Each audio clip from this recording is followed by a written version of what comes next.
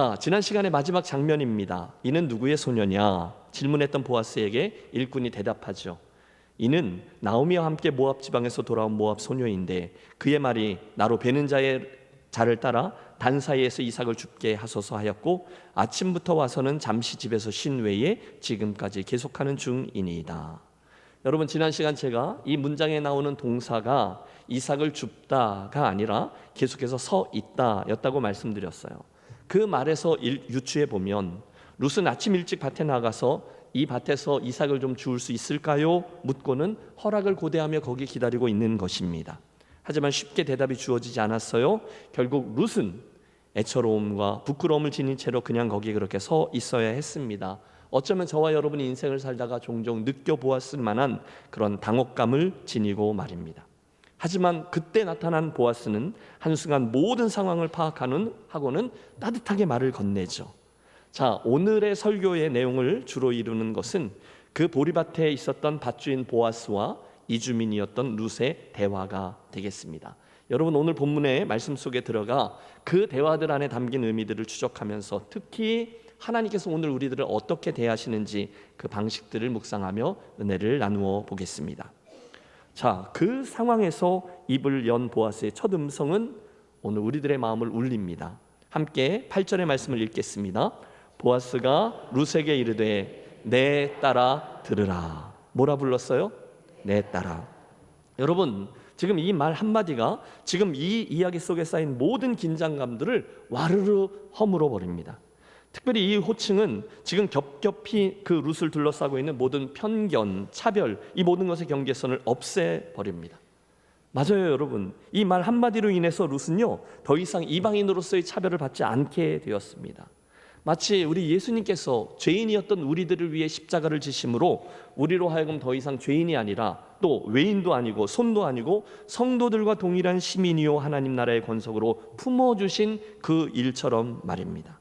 내 딸아 들으라. 맞아요. 보아스의 이 말 한마디에는 룻을 자신의 가족으로 끌어안겠다라는 그의 의지가 담겨 있습니다. 그리고 이것을 증명이라도 하듯 엄청난 호의를 베풀어요. 이게 환대입니다. 보십시오. 본문에는 그날 룻이 보아스로 받은 네 가지 특별한 환대가 드러나고 있어요. 첫 번째 환대는 8절에 나오는 말씀 그대로 이 밭에서 이삭을 주우라라는 허락입니다. 여러분, 그동안 눈치를 주었던 그 완장찬 그 일꾼 권위가 다 사라진 거죠. 왜요? 무려 주인의 허락이 주어졌기 때문입니다. 이삭을 주우러 다른 데 가지 말며 여기서 이삭을 주우라. 여러분, 보아스는 알고 있습니다. 만일 룻이 지금 또다시 다른 이의 밭으로 가면 또다시 차별을 받고 또다시 상처를 입을 수 있다는 것을 말이에요. 그래서 이곳에서 이삭을 주우라 분명히 선을 그어주고 있었어요. 순간 룻과 나오미의 살 길이 열린 거죠. 두 번째 호의는 나의 소녀들과 함께 있으라 공동체입니다. 여러분, 그동안 룻이 누구와 함께 있었습니까? 오직 시어머니 나오미 뿐이었습니다. 아무도 그녀와 함께 해주지 않았어요. 그런데 그런 그녀에게 보아스가 이 베들레헴 내 밭에서 일하는 이 소녀들 그들을 소개해 준 거죠. 이들과 함께 있으라. 여러분, 흥미로운 것은 여기 나의 소녀들과 함께 있으라 할 때 그 함께 있으라를 뜻하는 히브리어 단어가 다바크인데요. 이것은 저 앞에 1장에서 룻이 그 시어머니 나오미를 붙쫓았더라 할 때 사용했던 그 단어예요. 그것처럼 이 소녀들을 꽉 붙들고 함께 있으라라는 충고죠. 여러분, 이것은 그 룻을 자기의 권속으로 인정한다는 의미입니다. 너는 이제부터 보아스의 집에 속한 자다. 특별한 권리와 보호를 의미합니다. 세 번째 호의도 있습니다. 9절을 보십시오. 그들이 베는 밭을 보고 그들을 따르라. 내가 그 소년들에게 명령하여 너를 건드리지 말라 하였느니라. 여러분, 이것은 안전보장입니다. 뭐라고요? 안전보장. 여러분, 그 일터에 얼마나 짓궂은 남정네들이 많았겠습니까? 그런데 보아스가 내 딸아 들으라 하면서 아예 바리케이트를 쳐준 거죠. 아무도 이 소녀를 건들지 못한다. 이 아이를 건드리면 나를 건드리는 거다. 얘는 나의 딸이다. 이런 뜻입니다. 결국 이것은 베들레헴의 유력자였던 기보르 하일이 제공하는 안전한 보호막이다 볼 수 있어요. 그리고 마지막 네 번째 호의가 특권입니다. 9절 하반절을 보십시오. 목이 마르거든 그릇에 가서 소년들이 길어온 것을 마실지니라. 여러분, 지금까지 룻이 혹시 목이 마르면 어떻게 해야 했습니까? 참던지 아니면 동네로 들어가서 집에 가서 마시고 얼른 나오든지 해야 했어요. 지금 여기에 물동이와 그릇이 있지만 그건 그녀의 물이 아닙니다. 일꾼들이 마시는 물이죠. 하지만 한순간 그 보아스의 배려로 말미암아 그녀의 존재가 승격되며 그녀에게 그 물을 마실 특권까지 허락된 거예요. 여러분, 사실 이 네 가지 호의와 배려는요, 바로 1분 전 그 룻의 처지와는 180도 달라진 결과를 얻게 해줍니다. 보세요. 룻은요, 순식간에 일터를 얻습니다. 친구를 얻습니다. 안전한 보호를 받습니다. 그리고 물 마시는 특권까지 얻게 되었습니다. 한마디로 이것은 그녀에게 하늘이 내려준 호의요 은혜, 한 번도 생각해보지 못한 일, 과분한 환대였어요. 그래서였던 거죠. 여러분, 이어지는 10절을 보면 그녀가 이렇게 반응하죠. 룻이 엎드려 얼굴을 땅에 대고 절하며 그에게 이르되. 여러분, 그녀의 행동이 보여주는 마음이 있죠. 그만큼 고마운 거예요. 그리고 고백합니다. 나는 이방 여인이거늘 당신이 어째여 내게 은혜를 베푸시며 나를 돌아보시나이까 하니.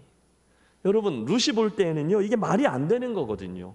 아니, 그분이 나를 언제 봤다고요? 아니, 내가 당신에게 뭐 해드린 게 있어야죠. 이런 호의를 그냥 받기에는 너무 과분한 것입니다. 그래서 엎드려 고백한 거예요. 저는 이런 호의를 받을 가치가 없는 사람인데 어째서 이렇게 제게 잘해주시는 것입니까?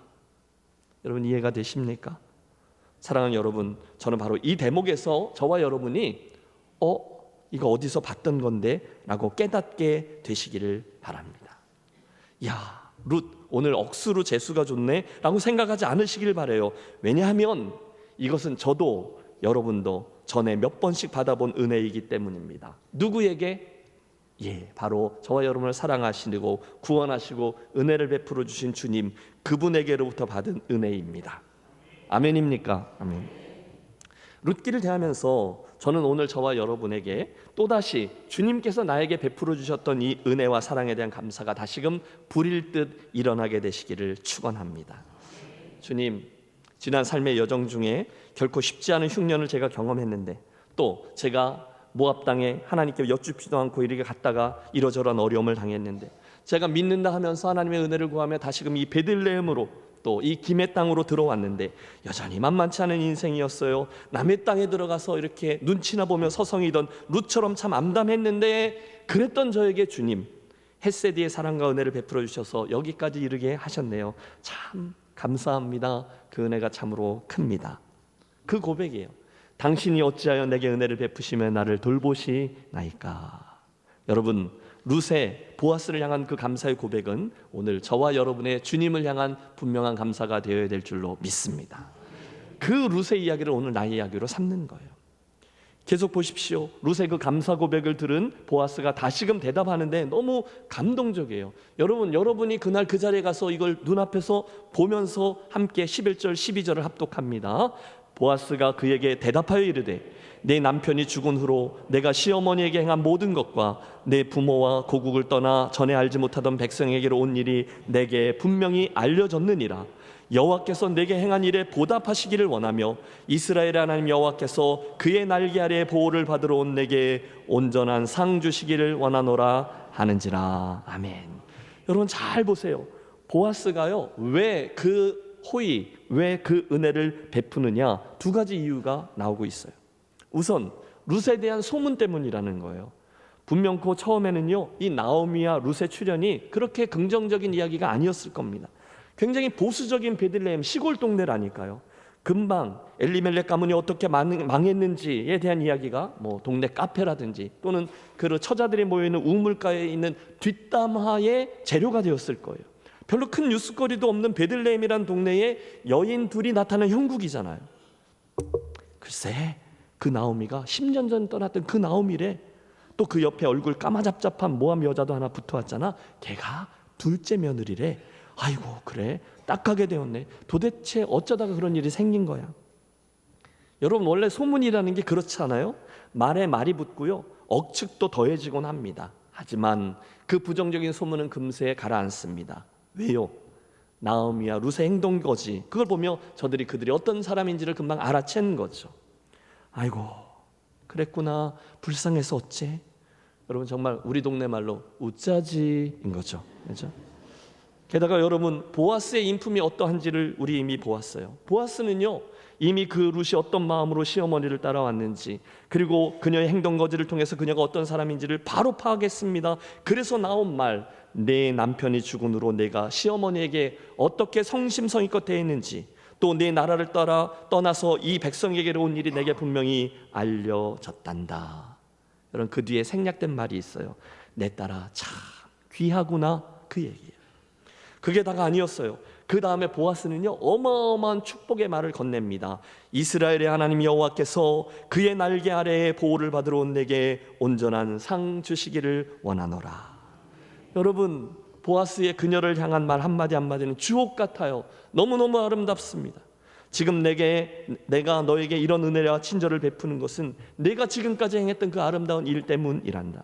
그게 다가 아니라 앞으로 하나님이 너를 더 많이 축복해 주셔서 내가 한 그 모든 선택들의 더 많은 것들로 되갚아주기를 바란다 라는 축복입니다. 여러분, 그 순간 이 이야기가 룻에게 얼마나 큰 격려가 되었을까요? 이쯤에서 저는 이 본문에 나오는 특별한 성경 표현 하나를 주목합니다. 그게 바로 여호와께서 그의 날개 아래에 보호를 받으러 온 내게라고 할 때 나온 여호와의 날개 아래라는 표현이에요. 해보시죠. 여호와의 날개 아래. 보아스가 한 말이에요. 여호와께서 그 룻을요, 이렇게 당신의 날개로 보호해 주기를 원한다, 이런 의미입니다. 여러분, 새가요, 그 날개 아래 새끼들을 품을 때 어떻게 품죠? 잘 품어요? 예. 네, 잘 품죠. 오롯이 품습니다. 그러면 그 순간 그 날개 아래에 있는 새끼들은 어떻습니까? 정말로 따뜻하고 안전함을 느끼게 되죠. 그러면요, 비 좀 와도 괜찮아요. 바람이 불어도 괜찮아요. 심지어 추위가 와도 괜찮아요. 왜요? 이미 어미의 날개가 새끼들을 온전히 오롯이 품고 있기 때문이죠. 여러분, 성경에는요, 이곳 외에도 하나님의 그 따뜻하고 자상하고 완전하고 풍성한 그 보호와 축복을 말할 때 이 표현, 그분의 날개 아래라는 표현을 자주 사용해요. 제가 오늘 룻기 말고도 몇 군데를 좀 인용해 드릴 테니 여러분 마음속에 그림을 그려보면서 그 말씀이 여러분들에게 어떤 느낌을 주는지를 한번 들여보십시오. 우선 신명기 32장입니다. 마치 독수리가 자기의 보금자리를 어지럽게 하며 자기의 새끼 위에 너풀거리며 그의 날개를 펴서 새끼를 받으며 그의 날개 위에 그것을 엎는 것 같이 여호와께서 홀로 그를 인도하셨고, 이사야 31장, 새가 날개치며 그 새끼를 보호함 같이 나 만군의 여호와가 예루살렘을 보호할 것이라. 시편 36편입니다. 하나님이여 주의 인자하심이 어찌 그리 보배로우신지요, 사람들이 주의 날개 그늘 아래 피하나이다. 시편 57편입니다. 하나님이여 내게 은혜를 베푸소서, 내게 은혜를 베푸소서. 내 영혼이 주께로 피하되 주의 날개 그늘 아래에서 이 재앙들이 지나가기를 피하리이다. 여러분, 어떤 느낌이 드십니까? 주여. 그분이 완전한 피난과 보호하심을 우리에게 내려주신다라는 의미인 거죠. 사랑하는 성도 여러분, 오늘도 광야와 같은 인생길을 통과하고 계신 저와 여러분에게 그날 이 시편 기자들이 경험한, 이사야 선지자가 경험한, 광야의 이스라엘이 경험한, 그리고 이제부터 룻이 경험하게 될 여호와의 날개 아래 보호를 받고 하나님 주시는 샬롬과 평강의 은혜를 누리게 되시기를 축원합니다. 걱정하지 마세요. 왜냐하면 그분이 저와 여러분을 당신의 날개 아래 품어줄 것을 믿기 때문이죠. 여러분, 이건 그분의 약속입니다. 그분이 지켜주실 줄로 믿습니다. 여러분, 그분은 늘 그러셨어요. 비바람이 있어요. 때론 추워요. 그러나 분명한 것은 우리가 저 룻처럼 주의 날개 아래 보호받기를 원합니다 하고 나아가면 그분은 오늘도 앞으로도 동일하게 저와 여러분을 품어 안전함 중에 거하게 해주실 줄로 믿습니다. 왜요? 그분은 헤세드이기 때문이에요. 그게 그분의 우리를 향한 환대죠. 여기서 설교를 마쳐도 되겠지만 조금만 더 나가보시죠. 보아스의 은혜, 특별히 그가 주었던 4가지 환대와 위로와 축복 이야기를 들은 룻이 반응합니다. 당연히 감사죠. 13절 너무도 자연스러워요. 룻이 이르되 내 주여 내가 당신께 은혜 입기를 원하나이다. 나는 당신의 하녀 중에 하나와도 같지 못하오나 당신이 이 하녀를 위로하시고 마음을 기쁘게 하시는 말씀을 하셨나이다 하니라. 두 사람이 미소를 지었겠죠. 보아스의 그 모든 말과 행동과 표정이 룻에게 어마어마한 위로와 기쁨이 되었던 게 분명합니다. 그리고 우리도 미소를 지어요. 아, 다행이다. 그리고 나서 룻기의 저자는 잠깐 입을 다뭅니다. 13절의 이 고백 후에 14절까지 그 사이에는 잠깐의 여백이 보여요. 틀림없습니다. 그 대화를 마치고 룻은 부지런히 이제 이삭을 줍기 시작했을 겁니다. 여러분, 그 장면을 상상해 보십시오. 룻은 너무도 감사하게 그 이삭들을 하나하나 주어 품 안에 소중히 품습니다. 그리고 보아스도 나름대로 이것저것 다니면서 지시하고 팔을 걷어붙이고 일을 도우며 나름대로 그 밭에 보리추수를 진행합니다. 자, 오늘 우리가 마지막으로 살피려고 하는 장면은 그 보리밭 한 구석에 있었던 그날의 식사 시간에 관한 거예요. 열심히 곡식을 주우면서 일하다 보니까 어느덧 밥때가 되었어요. 밥 먹고 합시다. 좀 쉬었다 합시다. 여러분, 얼마나 반갑습니까? 그러자 사람들이 각자 자기들이 준비해온 도시락 그 음식들을 꺼내어 옹기종기 자리를 잡아요. 모르겠습니다. 어쩌면 우리 한국식으로 주인 보아스의 집에서 이렇게 일괄적으로 식사를 준비해 왔을지도 모르죠.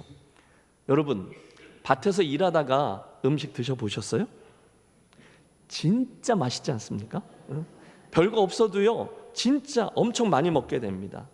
저도 그 태백 앞에 대관령에서 한번 고랭지 채소 배추죠. 배추 농사 짓는데 그 농약줄 잡아준다고 갔다가 밥때가 맞은 거예요. 그래서 이제 일꾼들과 함께 밥을 먹게 되었는데, 여러분 정말 그 왜 이따만큼 그 냉면 그릇 있잖아요. 스댕으로 된 거. 거기다가 기절할 만큼 고봉밥을 줘요. 감자밥. 근데 와, 그걸요, 신기하게도 제가 그걸 다 먹고 앉아 있더라고요. 진짜 맛있습니다. 지금 일꾼들이 그렇게 밥을 먹고 있는 거예요. 그런데 룻이 보이지 않네요. 어디 있을까요? 틀림없이 그녀도 배고플 텐데. 저쪽에 있네요. 룻은 감히 이 식사 자리에 끼지 않습니다. 특별히 도시락을 싸온 것 같지도 않아요. 그래서 사람들이 눈에 띄지 않기 위해서 조심스럽게 한 개, 두 개 떨어진 이삭을 줍고 있어요. 아무도 그녀에게 신경 쓰지 않아요. 그때 여러분, 누가 입을 엽니까? 보았습니다. 14절을 보십시오. 식사할 때에 보아스가 룻에게 이르되 이리로 와서 떡을 먹으며 내 떡 조각을 초에 찍으라 하므로 룻이 곡식 베는 자 곁에 앉으니 그가 볶은 곡식을 주매 룻이 배불리 먹고 남았더라. 여러분, 이 장면을 보세요. 그 무시받던 이방 여인을 직접 챙겨주는 주인 보아스. 일꾼들이 깜짝 놀랐겠죠. 아니, 조금 전에 주인이 룻에게 이삭을 주어도 된다 허락하면서 이것저것 챙겨준 것도 놀라운데, 이제는 일부러 이 식사 자리에 초대해서 일부러 앉히고 떡을 주며 초를 찍으라, 그 달짝지근한 거, 그걸 소스를 찍으라는 거예요. 자상하게 대해주는 거죠. 여러분, 여기는 분명한 메시지가 있습니다.